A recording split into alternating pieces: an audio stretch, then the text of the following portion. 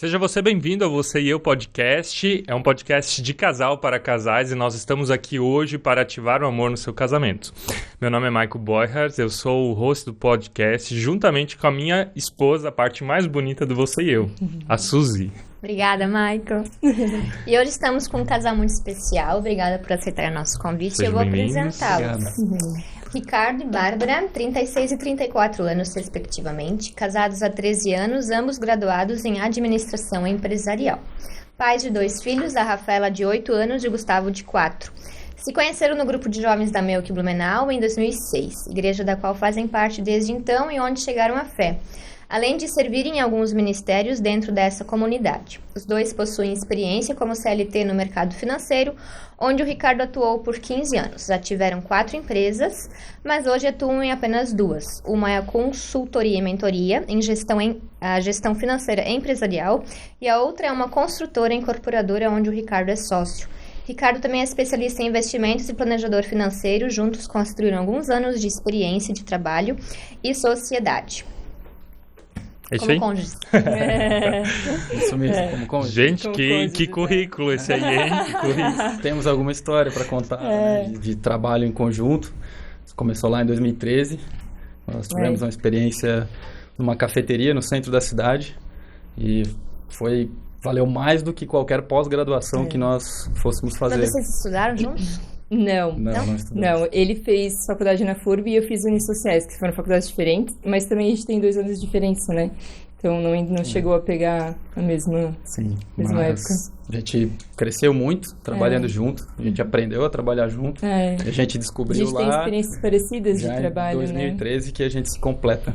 Essa cafeteria que vocês abriram juntos, já entrando agora, né? Tinha uma outra pergunta, mas já é interessante. Vocês fizeram já como casal, na época? Já como Qual idade vocês tinham? Nossa, 2013 eu tinha 23. 23 Nossa, e eu bem jovem. 25, A gente era bem novo. Foi eu bem... iniciei com um foi tio foi meu, o primeiro risco que a gente correu, assim, né? E casaram com 21? Não. Isso, 20 e 22. Nossa, legal. Bárbara com 20, eu 22. Bem cedo, Cedo, né? Cedo. Ontem eu escutei de que casais que casam já bem cedo, eles tendem a ter menos problemas do que os que hoje fazem tudo primeiro, casa, filhos e depois se casam, né? Porque tu já tem um grau de comparação muito alto do que quando o casal casa junto e não tem muita... Não tem parâmetros de comparação. Isso, né? eu Você achei viveu isso bem poucas legal. experiências Isso. para se comparar, né? Sim. Eu concordo com isso e acredito que isso... A gente viveu isso, eu acho mesmo. E assim, né? Olhando do ponto de vista do mundo, né? Você casar cedo também te protege e te liberta de muitas coisas, né? Se eu penso, né, na juventude hoje que tem acesso, né, a muitas coisas e aí você já está num relacionamento firme, né, desde muito cedo. Deus protege, né? Também usa o casamento para proteger. E vai conquistando junto, né? Eu acho isso muito legal. Sim, sim. Nós até estávamos ouvindo antes uma história, antes de vocês chegarem, de como o nosso cérebro, ele não é mais feliz, ou nós somos mais felizes quando nós temos mais opções de decisão, pensando nessa questão do casamento. Tinha um experimento numa universidade norte-americana, onde um homem ganhou um quadro do Monet e ele tinha que ficar com ele. Monet era um artista famoso e o outro tinha a possibilidade de pegar 4 e sempre ir alterando o quadro que ele tinha. Quando estava insatisfeito, ele podia trocar. Isso. E a conclusão da pesquisa foi que aquela pessoa que só tinha uma opção, ela se sentia muito mais feliz e satisfeita com aquele um quadro de valor que ele ganhou do que aquele que podia sempre estar trocando, né? Então é exatamente isso. Quando a gente sabe que tomou a decisão correta lá no começo do nosso casamento, que Deus abençoou isso também, as recompensas elas vêm, inclusive as financeiras. A gente viu uma pesquisa também que mostrou que casais casados, eles chegam financeiramente muito mais longe do que aqueles casais que têm aquela liberdade de escolha o tempo todo. Mas deixa eu começar com uma pergunta, a gente já vai entrar na história de vocês, tá? E essa pergunta é com uma estatística. Uma manchete do dia 10 de junho. Então ela é atual ainda. O percentual de famílias endividadas no Brasil subiu pelo 3º mês consecutivo e atingindo quase 78,8% esse ano. Se a gente olhar esses números, é em torno de 160 milhões de pessoas que estão sendo afetadas por essa estatística. E aqui eu queria fazer a pergunta a partir da experiência de vocês, mas também do currículo de vocês. Qual é o principal erro dos casais brasileiros pensando em finanças? Vou ser bem direto aqui, é a falta de planejamento. A falta de planejamento. Os casais não conversam sobre finanças. Fato. Né? Mas isso tem surgimento, né? Isso vem de uma outra questão. O analfabetismo financeiro. O brasileiro não aprende sobre finanças. Na escola, nem na faculdade. Não aprende e não tem incentivo para aprender, na verdade, né? Isso, assim, não tem um incentivo. Então, exceto aquelas pessoas, né, que passam pelas cadeiras de administração, economia, né, como foi o nosso caso, contabilidade. Sim. Exceto esses profissionais, todos os outros não aprendem sobre finanças. Quando eles vão começar a aprender sobre finanças? Quando recebem o primeiro salário. Sim. Quando entram no mercado de trabalho. E é ali que eles vão começar a entender como lidar com o dinheiro. Daí já né? Em muitos casos é tarde demais, né? Ou às vezes precisa errar muito até aprender, né? E aí o que acontece? Provavelmente essa pessoa vai repetir o que ela aprendeu em casa. Pode ser que ela aprendeu coisas boas sobre dinheiro, pode ser que foram coisas ruins. E isso ela leva para dentro do casamento. E dentro do casamento isso piora, porque chega outra pessoa com outra cultura, outra experiência sobre dinheiro, e aí vira uma bagunça, né? Então precisa ter muita conversa, né? Precisa ter muita transparência, mas eu vejo que o principal erro é a falta de planejamento, né? Você parar para pensar sobre as finanças no casamento. E os casais não conversam sobre finanças e muitas vezes eles nem sabem qual é o objetivo financeiro do cônjuge, né?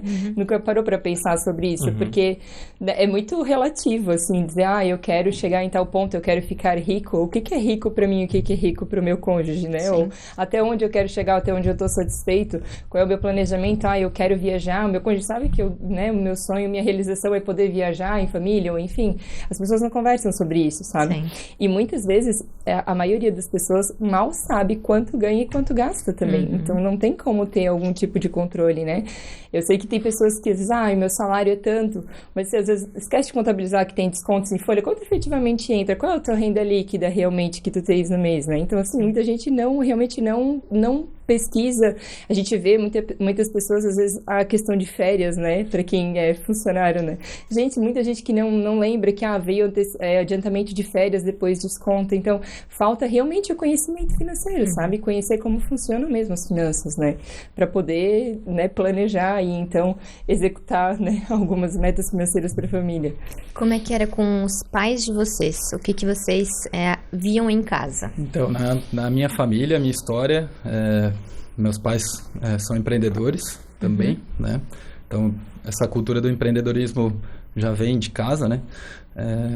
Desde pequeno eu ajudava eles nos negócios, né? Minha mãe tinha uma confecção, o meu pai tinha uma fábrica de blocos de cimento, né? E eu sempre estava com eles, né, ajudando aqui e ali, né? Então já vinha dessa cultura do empreendedorismo, né? E uma família sempre muito regrada, assim, em relação às finanças, né? Tanto meu pai quanto a minha mãe, assim, bem, assim, né? Mais mão fechada, né? A cultura mais alemã, eu acho, também, né? olha o sobrenome do Ricardo, Grosch. Exatamente. Grosch. A cultura do economizar, né? Deixa eu te falar uma coisa, tem um termo em alemão que se chama Notgroschen, que é reserva de emergência. É verdade. Para, sério. É no alemão, não o alemão formal, mas na linguagem popular, Notgroschen. E eu acredito que a palavra grosch deve vir de lá. Pois faz muito Achei sentido. a explicação. Isso é bem cultural da família do Ricardo. A minha família já foi um pouco mais de viver o hoje, assim, tipo, vamos aproveitar, vamos fazer as coisas, né? Então, a gente também passou por bastante, assim, financeiramente, né, em família, altos e baixos, assim, épocas melhores, épocas piores. Mas eu também sempre fui mais a vida é hoje, assim, vamos aproveitar. E aí você imagina, né? Eu tenho, então, de uma criação, né, onde todo centavo importa, né? E a Bárbara vem, né, de um lar, né, um pouco mais liberal, ou, né, no sentido de aproveitar mais, né? E aí essas duas pessoas se juntam se não houver conversa e não houver, né, um alinhamento, um entendimento, é briga na certa. Porque eu vou entender, ela está gastando o meu dinheiro, ela está, né, desperdiçando o nosso trabalho, né? E a Bárbara vai pensar, o Ricardo não vive a vida. Não compra nenhum tênis, tá precisando de um tênis ali. Então, ainda é um problema comprar coisas pra ele. Mas isso é crença de merecimento. Essa é uma outra questão que a gente lida bastante, essa questão de crenças, assim, crenças boas e crenças ruins na área financeira, sabe? Tem algumas crenças muito fortes. Mas a gente conseguiu chegar num equilíbrio, assim, né? Olhando, né, de novo, assim, para nossa história, né, a gente conseguiu chegar num equilíbrio, né? De o Ricardo, né, permitir, né, desfrutar mais das coisas, né? Então a gente já pôde ter experiência de viagens, né, a Bárbara ter mais disciplina, de adquirir coisas, né? E também a Bárbara, né, de ter mais disciplina né, pensa mais no futuro, na verdade, também, assim, né? Há uma questão, né, falando de futuro, né? Existe um risco muito grande de a gente viver muito tempo, né? Essa frase eu acho ótima. A pessoa que a gente corre o risco de viver até os 100 anos. E se a gente viver até os 100 anos, quem vai cuidar da gente? Né? Que legal essa frase, porque ela é positiva. Normalmente, no meu inconsciente, tem frases negativas nesse sentido, né? Mas interessante, nunca tinha ouvido dela. Então... Se nós vivermos muito tempo, e eu espero que sim, né? A gente precisa se planejar para isso, né? Mas o maior presente, desculpa, né? Mas o maior presente que a gente pode deixar para os nossos filhos, né? Olhando pelo lado financeiro, assim, é não dependermos deles na velhice. Amém, né? Exatamente. Então, é um grande presente, né? Os clientes que eu atendia, eles tinham uma preocupação muito grande em, por exemplo, fazer poupança para o filho. O filho nasceu, vou abrir uma conta, né? Não estou aqui fazendo julgamento se é certo ou errado, né? Se tem condições, tem que fazer. Mas eu perguntava, e a sua poupança? E a sua previdência? Né? E o seu planejamento de futuro? Não fiz, não tenho. Uau. Eu acho que, então, as prioridades estão invertidas, né? Sim. Inclusive, essa é uma estatística muito, muito pequeníssima também no Brasil, de idosos que têm condições de se manter. Por conta própria. Por conta própria, sem depender de alguém. Então, praticamente não tem... Não apenas é 3%. 3% apenas idosos brasileiros que não precisam auxílio... Não dependem de ninguém. Que não dependem de ninguém, nem de INSS ou de filhos. Assim, ou vocês são independentes financeiros da sua renda passiva. Totalmente independentes. É muito baixo. E a nossa taxa de natalidade está em 1,8, 1,6, 1,8, né? No Brasil. Vai quebrar o nosso sistema de... Já está, né? Já está quebrado, né? Já está. Está escrito nas estrelas, na nossa opinião. É uma pirâmide financeira, né? Ela é uma pirâmide financeira insustentável, né? No longo prazo. Então, eu não acredito no INSS, não conto com isso para... Inclusive, né? A gente não recolhe INSS nas nossas empresas, né? No sentido de prolabore, né? Folha, então a gente não vê sentido nisso, né? Eu prefiro guardar isso por nós mesmos, né? Fazer nós mesmos essa poupança. Prefiro investir em previdência. Tu tinha uma pergunta antes? Sim, eu tenho uma com relação aos filhos de vocês. Como é que vocês passam essa questão, se vocês fazem mesada, como é que vocês passam esse conhecimento financeiro? Eu vou dizer que a mesada, para mim, é um dilema. Porque ao passo que eu acho legal eles terem dinheiro em mãos para administrar, eu não acho legal, a gente concorda que não é legal eles ganharem dinheiro de graça, porque ninguém dá nada de graça. Como explica isso? Então a gente tem realmente esse dilema, a gente não dá mesada para os nossos filhos, mas eventualmente eles ganham um dinheirinho, uma coisa ou outra, então eu já conversei. E o outro dilema que eu tenho é, por exemplo, mas ajuda em casa, mas assim, ajudar em casa é uma obrigação também, ele mora ali também, né? Então ele precisa ser ensinado que ele precisa participar das atividades, não para ganhar dinheiro, né? Eu também não ganho dinheiro cuidando da casa, né? Então, para mim é realmente um dilema lidar com isso, assim. A gente tenta incentivar ela mais para, né, mais a Rafa, porque o Gu ainda é muito pequeno, mas na questão do empreendedorismo mesmo, você quer ter dinheiro, filha? Vamos fazer alguma coisa para vender, vamos achar uma forma de você conseguir dinheiro para fazer as suas coisas, né? Então, a gente tenta incentivar mais isso, assim, ela realmente lutar para ter aquele dinheiro, sabe? E a gente passou recente por uma experiência bem interessante com a Rafa. Aconteceu uma feira de empreendedorismo na escola dela. Verdade, querida. E aí as professoras organizaram os doces para vender, né? Doces e isso, daí cada turma vendia alguma coisa, né? Coisas diferentes. Uma turma pegou livros, outra turma fez doces, eram né? bolos e chocolates, né? E docinho de... Mas os alunos não precisaram comprar as coisas. Eles só foram no dia lá para ajudar a vender na banca e tudo mais, né? E aí, foi legal, juntaram um recurso e esse recurso era para Pro próximo passeio da escola. Num passeio da escola, para ajudar no passeio. Aí no outro dia em casa, ela triste.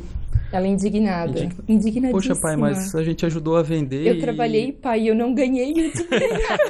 E cadê o dinheiro, pai? Ela queria levar o dinheiro dela pra casa. Eu não quero fazer o passeio, eu quero o dinheiro agora. É isso mesmo.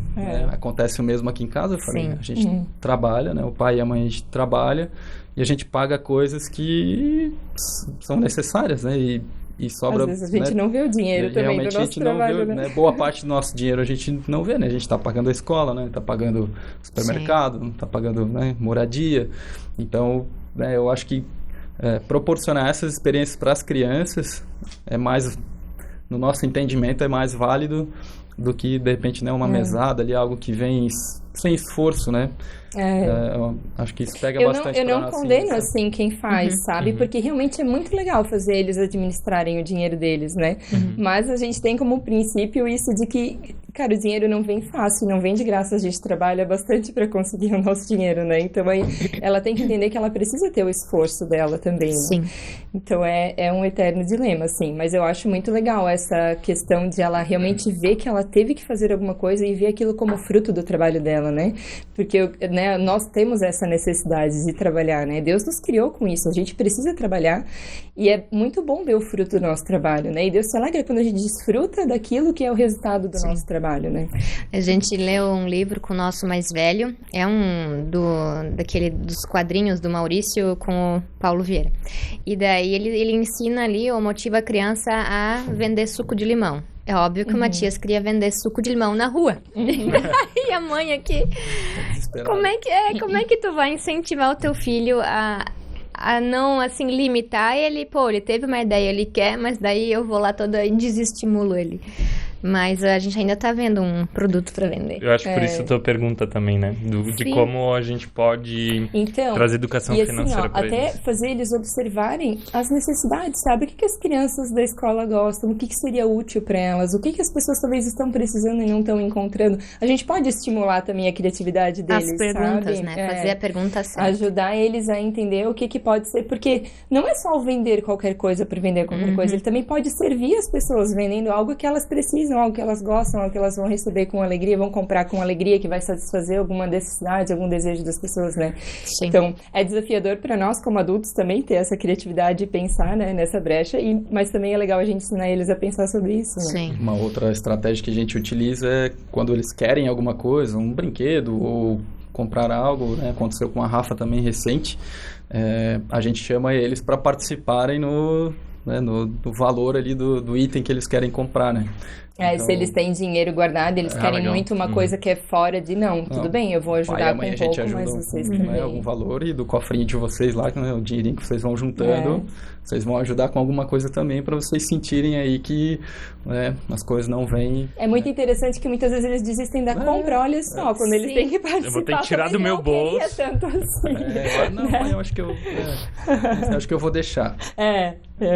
Mas é um dilema muito, muito forte, porque a gente viu o modelo alemão, né? Eles têm lá uma questão assim do tipo, conforme a criança vai envelhecendo, então eles aumentam o valor de mesada. E daí é semanalmente. E daí quando é adolescente, tá uma soma muito grande já, né? Se os pais não aumentaram de entradas no mês até o filho ficar adolescente, eu acho que fica muito pesado. E lá em casa a gente tava também no impasse, a gente faz esse negócio de mesada ou não. Eu não tive isso em casa, tu teve? Eu não tive. Não direito, sim. Um período bem breve, mas e não assim, a mesada funciona, por exemplo, com o nosso mais velho. Ele tá sabendo realmente guardar. Agora, com o do meio... Ele chega assim em alguns locais, ele só fica na vendinha ali, o que eu posso comprar? É perfil, né? Perfil. Mas olha só, tu usou uma palavra perfil e antes da pergunta de casal, vocês também falaram sobre perfil. Você falou, eu venho de um lar onde cada centavo importava. E você falou viva a vida como viva hoje. O Gustavo Cerbasi tem um livro sobre casamento, eu imagino que vocês devem conhecer, Casais Inteligentes Enriquecem Juntos. E ele fala dos perfis financeiros. Então tem a pessoa que é endividada, a pessoa que é gastadora, a pessoa que é desligada, a poupadora e o investidor. E qual perfil vocês são agora? E o que vocês aconselhariam um casal onde ele tem um perfil talvez poupador ou investidor e ela, ou vice-versa, um perfil mais gastador, endividado? A gente tem uma dica boa pro gastador, né? A gente aplicou lá em casa. Sim, é verdade. Então, eu penso que eu tenho o perfil mais do investidor, né? Hoje todos os nossos recursos estão... A gente deu um all-in, assim, nos nossos negócios, né? Então, a gente está apostando muito forte, né, nos nossos negócios, que hoje no Brasil é a forma mais... Rápida talvez não seja a palavra correta. Não rápida, mas mais certeira, é a forma mais, ou mais... certa, né? Mais sustentável de você enriquecer, né? De você fazer mais dinheiro, né? Do que eu ser apenas um funcionário. Assim, então, o empreendedorismo no Brasil, né? Se me perguntarem, né? Poxa, Ricardo, você acredita no Brasil para empreender? Com certeza eu acredito. Né? Nós estamos entre as 10 maiores economias do mundo. Então, aqui, né? É um lugar ótimo para empreender. Embora a gente tenha vários desafios, né? Mas ok, voltando, né? Então eu tenho esse perfil mais do investidor, né? A gente colocou as nossas energias, né? Investiu nos nossos negócios, né? Eu tenho gastador, certamente. Tem que ver, assim, pra mãe é comprar coisa pra filho, né? Não sei se pra ti também, Suzy, mas pra mim é um desafio muito grande. Eu tenho muita vontade de comprar as coisas pras crianças. Então, e aí a gente precisou chegar nesse equilíbrio, né? E aí, se quiseres compartilhar a dica. Na verdade, assim, existe uma técnica, mas pode ser uma técnica, né? Do 50-30-20, né? Que é o padrão ensinado, assim, né? Na área de finanças, onde você gasta 50% do que você tem de renda com as necessidades básicas, né? Essenciais. 30% é lazer, hobby ou compras, enfim. Ali você pode aproveitar, né? Essa parte que me interessa. E 20% é para guardar, né? Para poupar, né? Mas a gente já enxerga uma realidade um pouco diferente. A gente já vê na prática que os 50 não é mais suficiente, muitas vezes, para você bancar suas despesas básicas, né? Então, a gente lá em casa já tem trabalhado o 70-20-10, né? 70-20-10. A gente, 70% praticamente do nosso rendimento vai para necessidades, assim, que são básicas, necessárias. Se a gente considerar escola, farmácia, né? Plano de saúde, né? Moradias, quando despesas... os filhos chegam, né? Essa conta aumenta. Então, aumenta bastante, né? Gasolina, enfim, né? E então 20% ali para lazer, né? Ou e para compras em geral, né? Também, né? E 10% para realmente guardar e fazer uma poupança, né? E daí, o que aconteceu? Eu estava, numa época, assim, bem querendo comprar muitas coisas, né? E o cara disse, não, nós não vamos estourar o nosso... O entregador lá em casa já nem tocava mais a campainha, só gente, deixava. Eles já conhecem a gente, o entregador da Amazon. Amazon, Shopee. E daí o cara disse, não, então a partir de agora, nós vamos fazer o seguinte, você vai ter um valor por mês, que é o teu valor. É o Ricardo que gerencia as finanças. É o Ricardo que gerencia. Isso é outro ponto bem importante, até vou fazer um parênteses. Mas quando termina depois tu fala dessa parte. E daí ele disse, esse valor aqui é o que cabe no nosso orçamento para supérfluos, para, né, lazer, para compras, enfim.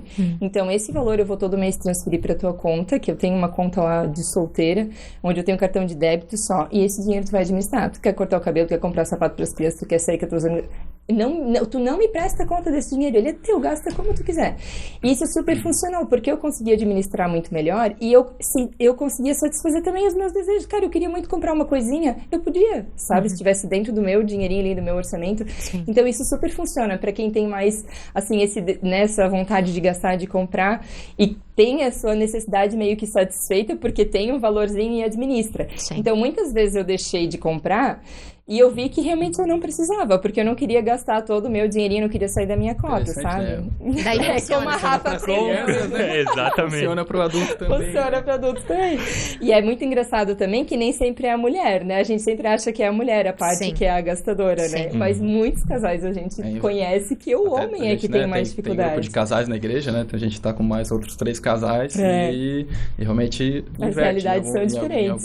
E isso é legal mencionar, porque não é uma coisa machista. Não. É porque vocês viram que, né, você, Ricardo, tem mais facilidade e a Bárbara tem aquele... Então, isso que é legal. Perfil. E sabe que isso é uma dificuldade grande, porque eu percebo que o homem, ele se sente...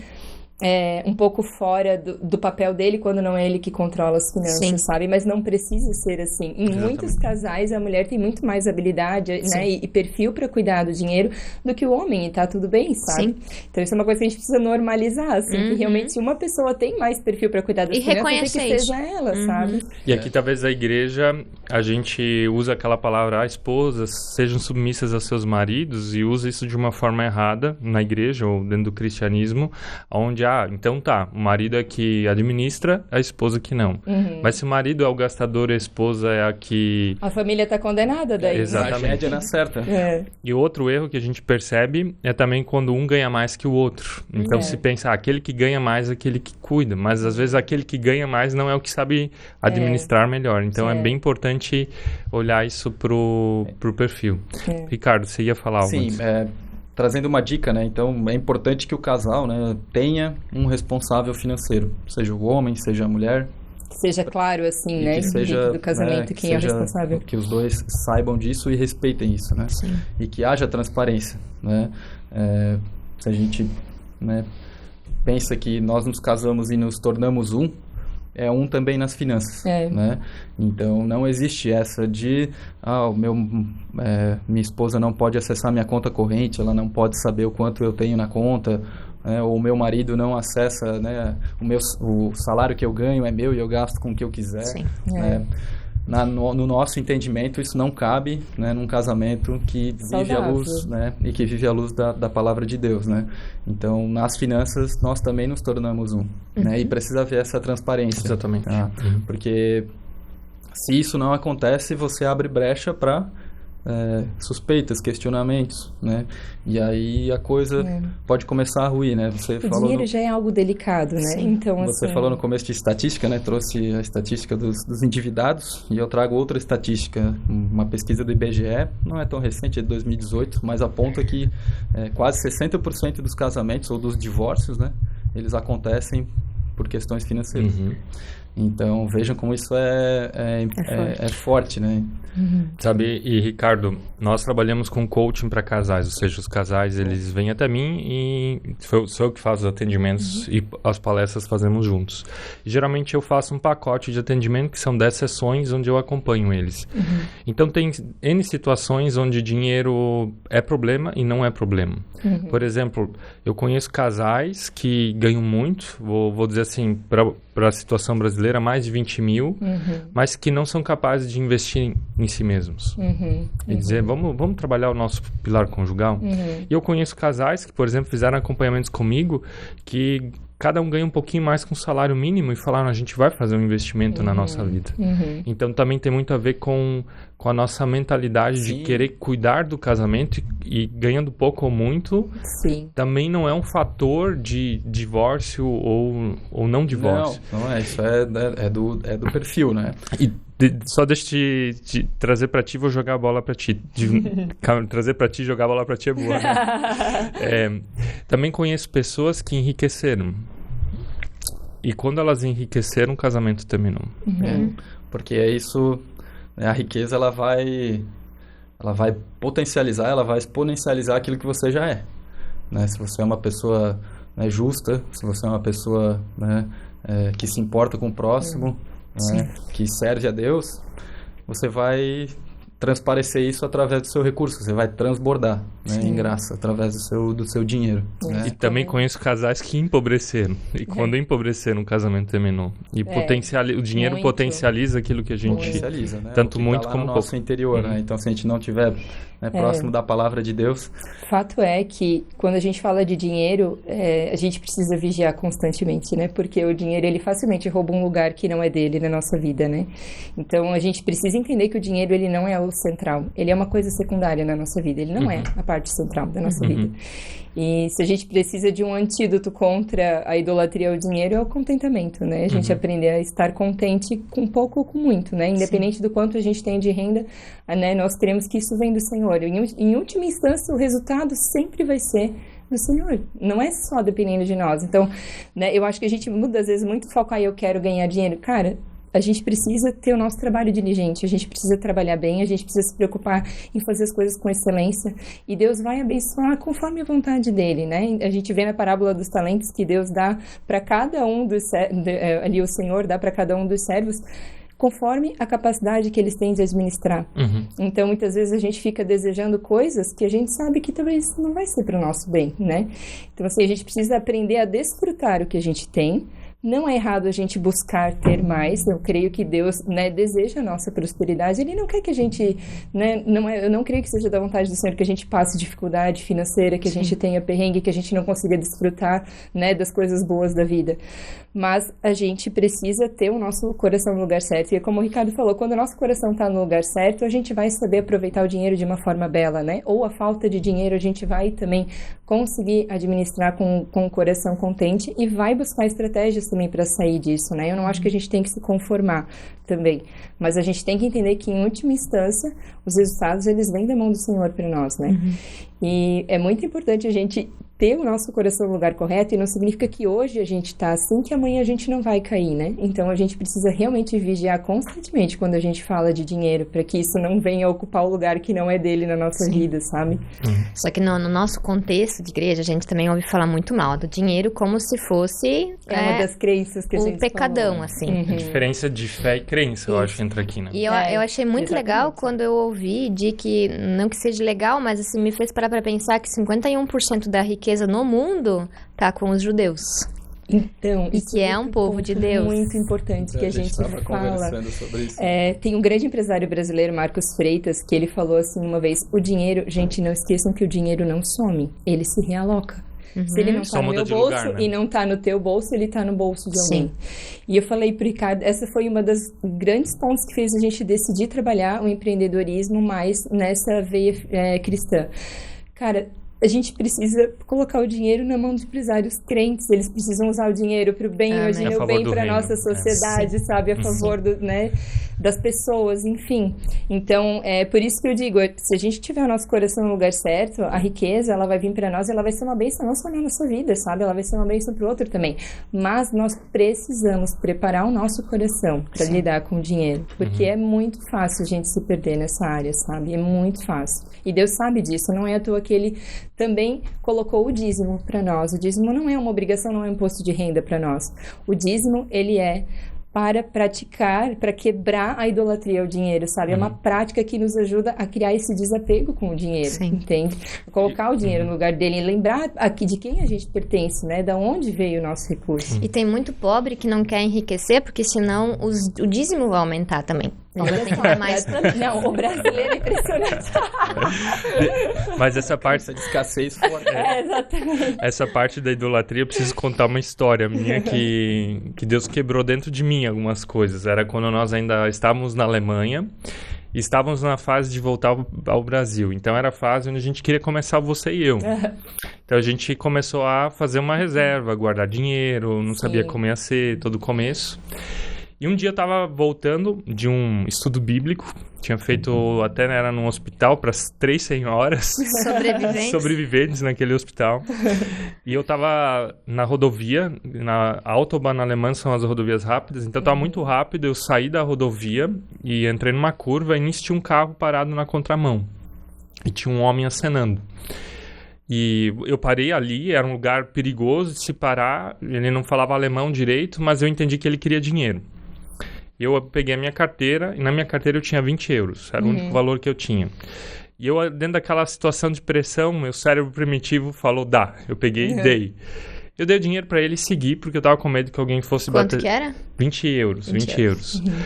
Eu tava com medo que alguém fosse bater na minha traseira. E daí depois, a minha parte racional do cérebro começou a falar, Maico, é um aproveitador, ele só queria dinheiro. Tipo aqui no Brasil, quando você dá uma esmola, né? Então, fiquei pensando, foi algo errado que eu fiz. Naquela mesma noite, fui convidado para comer pizza com um casal, que era um casal da nossa cidade, eles eram cristãos também, mas eles não participavam da nossa igreja e eles tinham uma padaria na cidade, faziam eventos para homens, mulheres, casais e tal. E eles chegaram com um envelope depois daquele jantar para mim, e eles falaram, olha, ontem à noite nós fizemos um evento aqui na nossa padaria, e sobrou um valor e a gente queria destinar isso como oferta para o trabalho que vocês vão começar lá no Brasil. Eu aceitei o envelope, não abri na hora, à noite eu cheguei em casa, a Suzy não tinha ido junto no jantar, ela estava com os meninos. Eu abri o envelope em casa e tinha 120 euros. E naquela tarde eu tinha dado 20 euros até de mau gosto. E até briguei com Deus. E naquela noite eu ganhei 120 euros de volta. E daí a Suzy falou, Maico, por que tu não deu 500 euros? Eu não falei 500. Por que tu não deu 200 euros? Ou seja, foi um investimento de mais de 1.010%, 1.100%, não sei exatamente. Tu me ajuda aí, Ricardo. Quantos por cento é? Realmente, Deus trabalha de uma Foram forma... 500%? 500, 600%. Exatamente, em uma tarde. Em uma tarde. Mas no fundo a história pra mim foi assim de quebrar o meu orgulho. E de Deus dizer... Quem cuida de vocês não só sou... Primeiro, sou eu que cuido de vocês, não é só vocês. Não significa que nós não devemos ser negligentes com aquilo que a gente ganha, mas entender que Deus quis quebrar algo em mim, justamente porque eu sou mais mão de vaca, eu tenho mais dificuldade de ofertar. Bem seriamente, eu tenho isso dentro de mim e é algo que eu preciso aprender. E aqui eu queria fazer essa pergunta no sentido bíblico, né? Vocês são empresários, vocês lidam com dinheiro, mas ganhar dinheiro é pecado? De forma alguma. Não é pecado e eu penso que Deus espera que a gente multiplique os nossos recursos. Né? Se a gente pegar novamente a parábola dos talentos, né? Deus esperava, né, isso. Para aquele servo que não multiplicou, né? Mesmo aquele que ganhou 2, ele multiplicou, né? E aquele que ganhou enterrou o seu único, né? O seu tesouro lá, o seu talento e não multiplicou, né? Que tivesse multiplicado por mais um, né? Então que ele tivesse entregue 2, né? Sim. Muito provavelmente a resposta do seu Senhor teria sido diferente, né? Mas aí, né? Deus o chama de servo negligente, né? Que foi a palavra que você usou, né? Negligência, a gente não pode negligenciar, né? E eu penso que isso não se aplica só para o empreendedorismo, né? Isso aplica também para aqueles, né, pessoal, né, que é funcionário, né, que tem o seu chefe, né? Lá você também pode multiplicar os seus talentos, né? E eu passei por essa experiência, a gente vendeu a cafeteria em 2014 e aí, então eu voltei para o mercado de trabalho na área financeira. Ou seja, tu deixou o empreendedorismo e foi ser CLT. Voltamos para o CLT. A nossa primeira experiência com empreendedorismo não foi muito fácil porque faltou planejamento mesmo. Isso, né? A gente entrou num ramo que a gente não conhecia, né, de alimentos. Explica o que é CLT. Tem muita gente que não sabe. É verdade. CLT é o regime de trabalho... Carteira assinada. De carteira assinada, formal, né, no Brasil, né? E muito provavelmente, se você tem esse trabalho formal, você tem um chefe, você trabalha com pessoas, né? Divide um ambiente de trabalho. E aí, então eu voltei para o mercado de trabalho e aí eu voltei com uma cabeça diferente. Por ter passado por essa experiência do empreendedorismo, né? Por toda hora eu pensava, o que eu posso fazer aqui que vai me levar mais longe, né? Então, em 7 anos... Eu vejo garra, assim, quando tu tá falando isso. Em 7 anos eu quase tripliquei meu salário. Nossa. Né? E passei por 5 áreas diferentes, completamente diferentes uma da outra. Então, aprendi muito, né? Convivi com pessoas diferentes. Então, ali eu estava aplicando também a parábola dos talentos, né? De multiplicar também A gente crê que Deus espera que a gente melhore aquilo que Ele nos concedeu, né? Então, se Ele me deu, né, alguma porção, Ele espera que eu faça mais com aquilo. Não é só para eu guardar embaixo do meu braço e, né, é meu e acabou, né? E a gente pode encarar também o dinheiro de várias formas, né? Ele pode ser uma maneira, né? Ele com certeza é uma maneira de você ter responsabilidade, então, né, você consegue exercer uma certa responsabilidade em administrar esse recurso, e também ele pode ser uma fonte de generosidade, né? Sim. Então, você também tem várias alternativas para servir através do dinheiro, né? Você pode abençoar outras pessoas, você pode realmente, né, crescer o teu negócio para empregar mais pessoas, para proporcionar um ambiente de trabalho especial para essas pessoas, sabe? Então, a gente vê que hoje tem pessoas que não vão voluntariamente para a igreja, né? Elas, talvez, a única oportunidade que elas vão ter de ouvir falar de Jesus vai ser ou no ambiente de trabalho, ou algum conhecido, ou alguma coisa nesse sentido. Então, como empreendedor, a gente tem muito campo de trabalho, né? E o dinheiro, por si só, ele não é um mal, ele não é um problema, né? Se a gente olha, né? Às vezes eu olho, né, no Antigo Testamento, quantos, né? A gente olha lá José, a gente olha Salomão, o tanto dinheiro que eles tinham, né? Mas o que me chama a atenção é que nenhum deles procurou dinheiro em primeiro lugar, né? Sempre foi uma coisa secundária, né? Foi uma consequência de um trabalho diligente, foi uma vontade de Deus de abençoá-los daquela maneira, né? O resultado deles veio do Senhor, não veio só do esforço deles. Apesar de eles serem servos fiéis e diligentes, né? O dinheiro também veio por bênção do Senhor.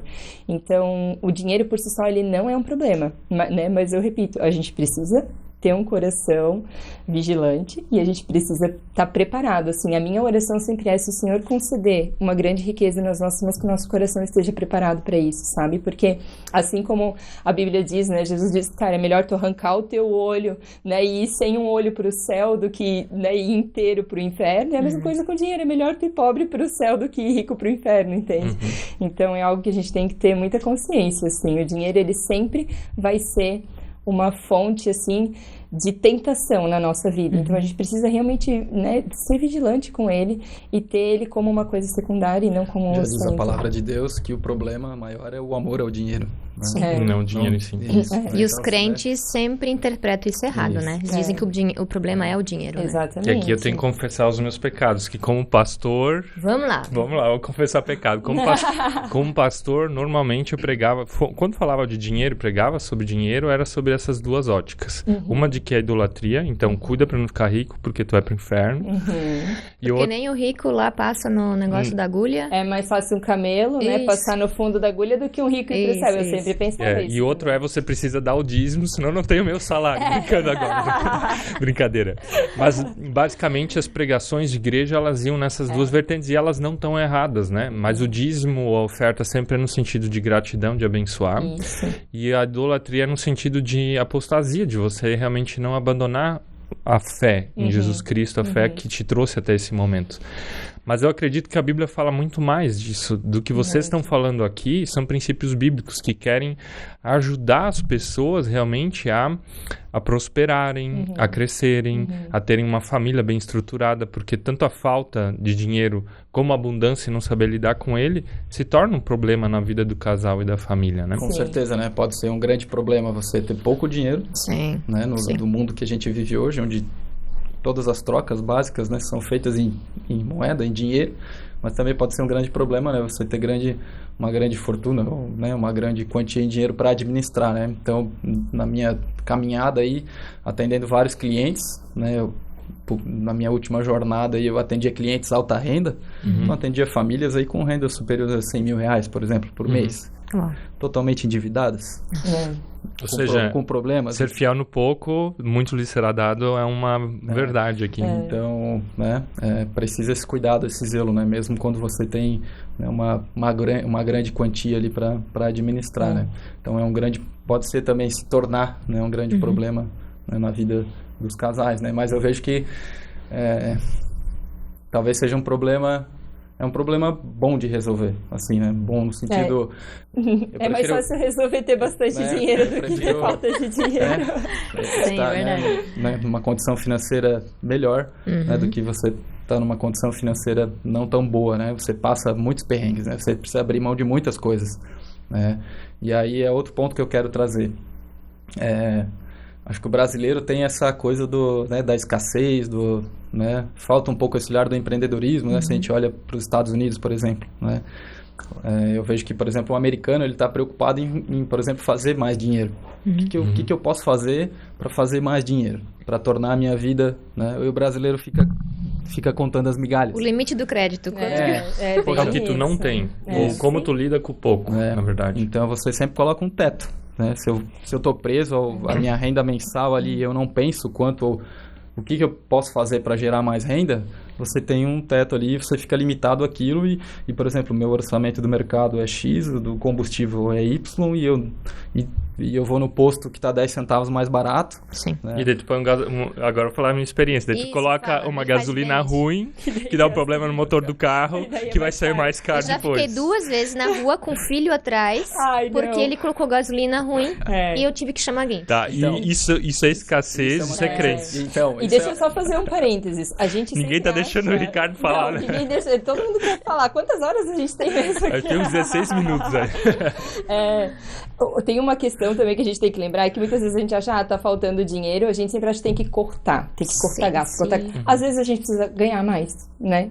Chega às vezes um ponto que tu não tem mais o que tirar do teu orçamento, tu precisa aumentar a tua fonte de renda, sabe? Então a gente fica, o brasileiro tem muito nessa questão de ficar, o que mais eu vou cortar, o que mais que eu vou cortar, eu tenho que tirar, tá faltando dinheiro. Gente, o que a gente pode fazer para aumentar, então, essa renda, né? Então, eu vou trazer essa questão da crença, né, de escassez, né, que veio um pouco de casa, assim, né, esse negócio de a gente contar ali controlar todos os gastos. Isso foi algo que eu consegui quebrar, assim, nos últimos tempos, sabe? De ir no mercado e, sei lá, o iogurte ali tá centavos mais caro, mas ele é o melhor, então eu vou levar aquele lá. O posto eu abasteço no perto de casa, porque se eu for lá no outro posto, que é 10 centavos mais barato, eu tô perdendo meu tempo, e meu tempo é mais precioso do que 10 centavos exatamente. lá e os 10 reais que eu vou economizar no tanque de gasolina, né? Então, eu acho que eu consegui virar essa chave, assim, da mente para, focar o que a gente pode fazer para gerar mais renda. A gente precisa gerar mais renda. Se a gente quer ter mais conforto, quer ter acesso a mais coisas, né? Ter uma vida mais tranquila, né? Viver experiências, né? Eu acredito que o dinheiro serve para isso, né? Inicialmente para você poder bancar ali as suas necessidades, né? Depois, para você ter experiências, viver experiências, né? Com a família, né? Poder viajar com os filhos, né? Em casal, poder tirar um tempo a sós. Viagem é o único ponto que é mais crítico pro Ricardo. Para administrar o dinheiro, Ricardo, é a parte mais fácil de fazer ele abrir a mão, de ter promoção de passagem. Vamos viajar, Ricardo. Vamos viajar agora. Deixa eu dizer que é um ótimo investimento, tá? Super. Olha só, os casais que eu atendo, eu sempre digo, quando é que foi a última vez que vocês fizeram uma lua de mel, nem que seja num chalé na própria cidade? E muitos deles dizem, nos 3 últimos anos a gente não fez nada. E ali entra de novo planejamento financeiro e prioridade. Prioridade, exatamente. Prioridade é um grande ponto. E ainda, né, finalizando, no meu entendimento, né, para que serve o dinheiro, então, além de viver experiências, né, é você transbordar. Né? Então, você transbordar também através dos seus recursos, né, seja para familiares, seja na igreja, né, ajudando a manter alguns trabalhos. Então, eu vejo que... Tem muitas formas, né, da gente ofertar e de a gente abençoar com o dinheiro, né? A igreja precisa ser mantida, claro, né, através do dízimo. Mas, existem tantas pessoas que a gente pode abençoar à nossa volta, né? E o dinheiro, ele é uma bênção quando a gente usa para isso também, assim, né? E Deus já sabia disso, por isso que ele fala tanto sobre, né, o dízimo e ofertar. E quando o coração tá no Senhor, a gente tem um coração mais pronto para compartilhar, sabe? Não dói pra gente, assim, tanto, né, ofertar ou, né, abençoar os outros quando a gente tá centrado ali, né? O coração tá no lugar certo. O Você e Eu surgiu disso que vocês estão falando. Na época, Deus nos deu uma palavra, vou encurtar tudo, tá? Mas a palavra era, vocês terão mais do que vocês precisam. Na época, a gente estava na Alemanha, tinha um salário, tinha estabilidade, plano de saúde, vivia num dos melhores países do mundo. Decidimos voltar para o Brasil por uma palavra que nós recebemos. E a gente pensou, como nós vamos nos manter? A gente não vem de família empreendedora, nossos pais, quer dizer, teus pais eram um pouco empreendedores, mas a gente tinha muita mentalidade de CLT, tanto a Suzy como eu. Estabilidade, e segurança. Né? E pastor de igreja, na igreja, a gente estava na Alemanha, a gente tem um salário e tem uma estabilidade. Tem casa, carro. Tem casa, tem carro. Tem ajuda de custo, assim, né? Exatamente. E a gente ia sair de tudo isso, então a gente começou a fazer uma reserva, mas ela não ia ser muito tempo suficiente. E a gente pensava, vamos escrever uma carta pedindo mantenedores. E a gente saiu escrevendo para várias pessoas que a gente conhecia na Alemanha e no Brasil.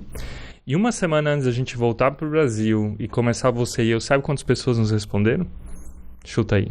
Nenhuma. Nenhuma. E a palavra que nós tínhamos recebido é, vocês terão mais do que vocês precisam. E o Michael quase tendo um infarto. Eu tava com meu coração saindo pela boca, com certeza. Porque o homem toma essa responsabilidade do sustento, né? E daí, nos despedimos de várias pessoas e tinha na nossa cidadezinha um empresário muito rico. Rico de ter empresa nos Estados Unidos, na Alemanha, na Dinamarca, em Dubai. de ter Porsche na garagem. E os filhos dele vinham no grupo de adolescentes onde eu liderava. E a gente tinha uma amizade, mas ele não participava da igreja e a gente diria assim, não seria um cristão ativo. E ele chegou para nós e falou naquela última semana: Michael, eu sei o que vocês vão fazer no Brasil. E vocês não é para se preocupar financeiramente. E eu vou ajudar vocês com X valor durante um ano. E o X valor que ele falou, na época pagava o nosso aluguel, pagava as nossas compras do mês, internet, luz, água, roupa, ou seja, eram os nossos custos muito expressivo, pagava todos os nossos custos fixos. Nós voltamos para o Brasil, a gente teve essa segurança durante esse primeiro ano para experimentar, para ver como ia acontecer, tendo alguém nos abençoando por detrás. Hoje a gente não tem mais mantenedores, a gente vive dos nossos eventos, dos atendimentos, dos livros. Então, isso que tu falou de abençoar o reino de Deus, você e eu é fruto disso. E a nossa própria igreja, né? A gente vem da MEU, que tem obras sociais, tem tantas coisas que cresceram por causa de empreendedores que falaram: Deus me abençoou e eu vou levar esse dinheiro para outras pessoas. Gente, um casal. Calma aí. Uma outra pergunta ainda. Quais são as piores ou as crenças financeiras que mais atrapalham casais de prosperarem, avançarem financeiramente? O Ricardo já falou da escassez. O que mais atrapalha casais hoje em dia de prosperarem financeiramente? Uma delas é essa que a gente também comentou já, né? De achar que o dinheiro é algo ruim ou é algo sujo, assim, né? Algo que não... Né? Eu acho não vem de Deus, por exemplo. Né? Que se eu ficar rico vai ser um problema para minha vida de fé, algo nesse sentido, né? E crença de merecimento. Isso eu ia dizer agora, merecimento também. Achar que não, né, que não precisa, eu não preciso tudo isso, Você não preciso. Não, eu tô feliz assim, tá bom, não preciso, né? Isso é uma coisa que atrapalha também. Acho que essas são as principais, né, que acabam refletindo. Essas crenças refletem, né, vão refletir no relacionamento. E no relacionamento de vocês, quais foram as piores? Acho que a minha é crença de escassez. Né? Foi difícil de lidar no começo. Muito forte, assim, no começo, muito forte mesmo, né? De não conseguir desfrutar, né? Em alguns momentos, né? Desfrutar, né? Sempre tá, mas eu tô gastando. Vou receber alguém em casa, isso vai me custar dinheiro, né? Às vezes chega a ser um ponto assim... Vou sair para fazer alguma coisa, mas, poxa, isso aqui, né? Vai sair caro. Podia colocar no investimento. Podia comer em casa, né? Então, acho que para mim, esse com certeza foi... Escassez e merecimento, assim, meio juntos, né? E para ti, Bárbara?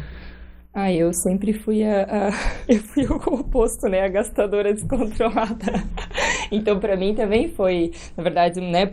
Pra gente ter mais prosperidade foi um problema também, né? E eu aprender que existe limites pra tudo, né? Então, dá pra usufruir sem precisar extrapolar o orçamento, né? E de contentamento também, de aprender a estar contente com aquilo. Talvez eu não vou ter 5 sapatos que eu queria, eu sou louca do tênis, né? Não vou ter os 5 tênis, mas se eu tiver um bom daquele que eu gosto, já tá, né? Eu posso estar contente com aquele. Então, esse acho que foi um dos pontos pra mim mais, de aprender a estar contente com menos do que eu desejo. Porque a gente sempre vai desejar mais, né? O coração é um eterno insatisfeito, o coração humano, né?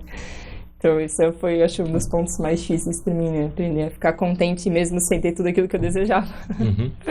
Até que o dinheiro nos separe. O que você aconselharia, ou cada um, quero ouvir agora, da Suzy também, o que você aconselharia para um casal que está prestes a se separar por questões financeiras? Seja dívida, seja ter ganhado demais e não conseguir mais se entender, mas qual seria o teu conselho? Bom, eu começo aqui. Vou falar para os endividados, por exemplo. Né? Tudo tem solução. Eu sabia que ele ia dizer isso. Tem solução. Acredite em mim. Dá para resolver.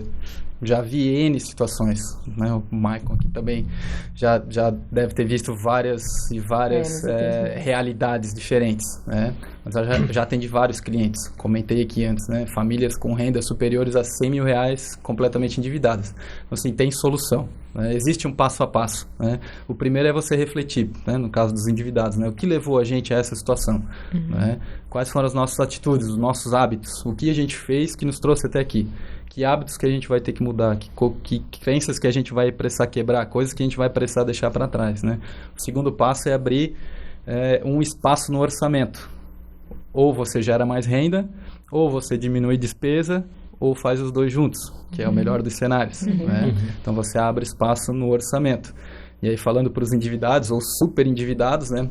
O terceiro passo é colocar uma ordem de prioridade nas despesas. O que eu vou pagar primeiro? É como se fosse um plano de recuperação judicial da pessoa física. É isso que eu passo para os clientes. Né? Nosso país também está precisando disso aí. Tá precisando. Tem clientes que, né, tem pessoas que vão precisar disso, né? Um plano de recuperação. Então, você vai elencar ali prioridades de contas a pagar e aqueles credores que vão ficar no final da lista, você vai conversar. Ó, por X meses ou um período eu não vou conseguir te pagar. Eu sei que eu lhe devo e eu vou honrar essa dívida, né? Mas agora eu tenho outras prioridades e a gente precisa fazer um novo combinado. Legal. Né? É isso. Eu acho que o primeiro conselho que eu diria é que o dinheiro, por mais que ele seja essencial, ele, né, como eu falei antes, ele é algo secundário, né? Então, eu correria em primeiro lugar para os braços do Senhor mesmo, sabe? É o único que é capaz de restaurar e de nos dar esperança também nos relacionamentos, né? Então, eu trataria o dinheiro como algo secundário e, como a gente fala lá em casa, entra no modo sobrevivência. Ativa o orçamento de guerra. Às vezes quando, né, passa por momentos, a gente é empreendedor, então, assim, a renda às vezes flutua, né? Então, se a gente vê que vai, né, ter momentos de baixa, assim, entra no modo sobrevivência, né? O importante sempre é você ter um prazo, sabe? Então, assim, você entender que, pelos próximos 6 meses, pelos próximos 3 meses, então você sabe que vai terminar, que você não vai viver para sempre daquela maneira, entende? Situações extremas, né? Situações extremas exigem atitudes extremas, né? Então, né, se você tem um relacionamento aí que está, né, nessa situação de perrengue financeiro e discussões e brigas por causa de finanças, né, você está numa situação extrema. E aí vão exigir atitudes extremas, né, para sair dessa situação. Repete essa frase aí comigo. Situações extremas exigem atitudes extremas. Muito boa.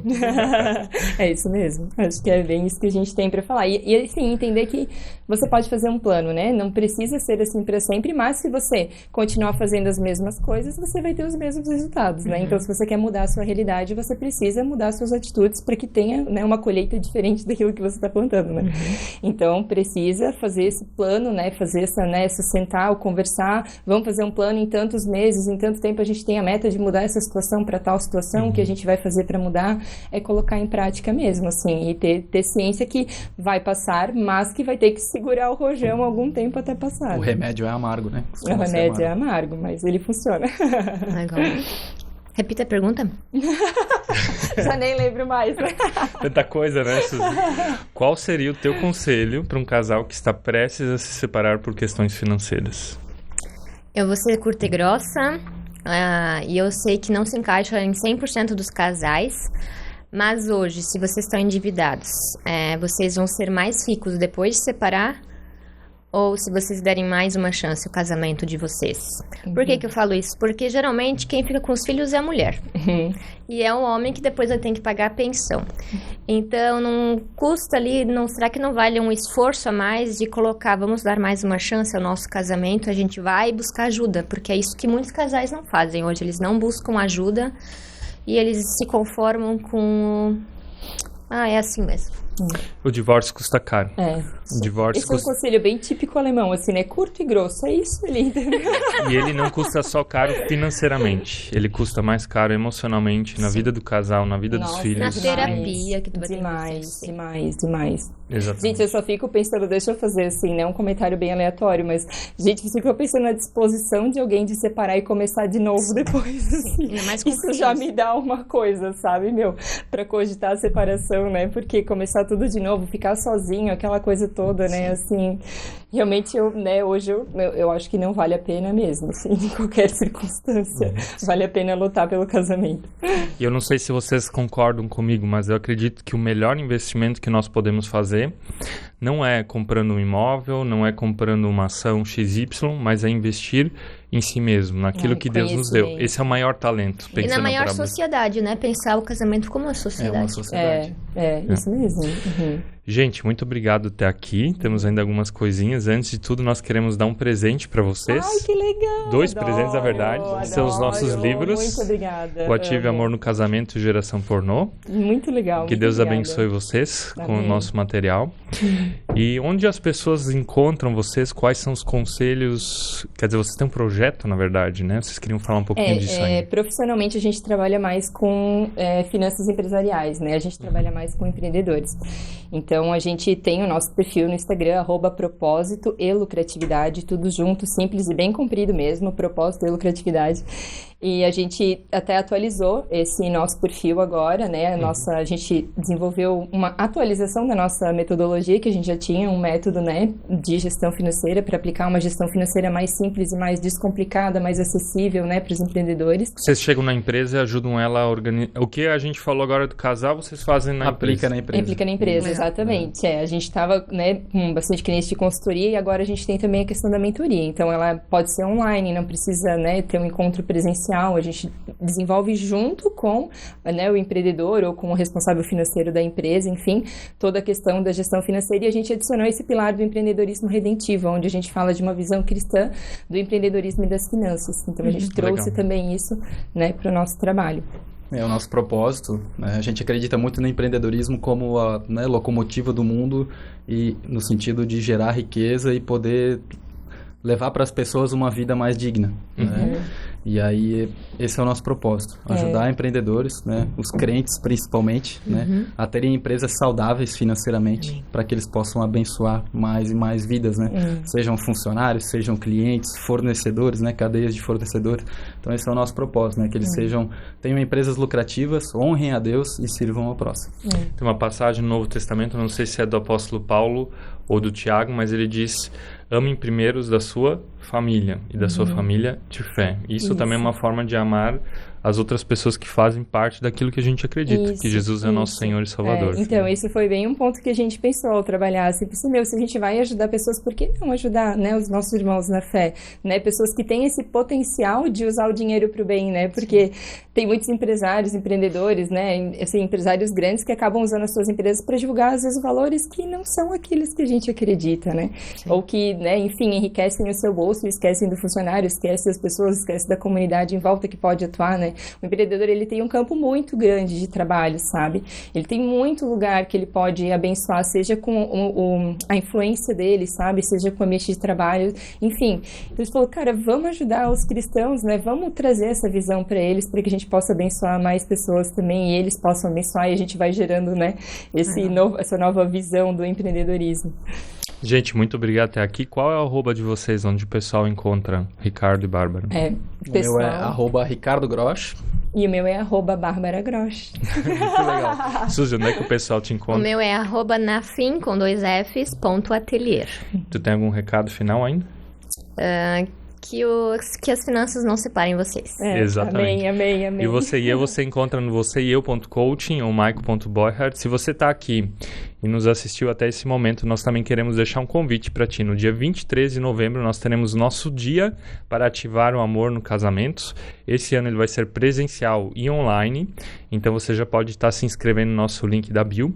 Se você gostou desse podcast, não esqueça de deixar o seu like no YouTube, interagir com ele, deixa teu comentário, deixa a tua sugestão de quem convidar, qual o tema que a gente pode estar fazendo aqui. E se você quer investir em você mesmo, invista no teu autoconhecimento, invista no teu casamento. Se você está aqui dizendo meu casamento está acabando por causa de finanças, procure ajuda. Nós também estamos aqui para te ajudar de alguma forma. No nosso link da bio você encontra mais informações.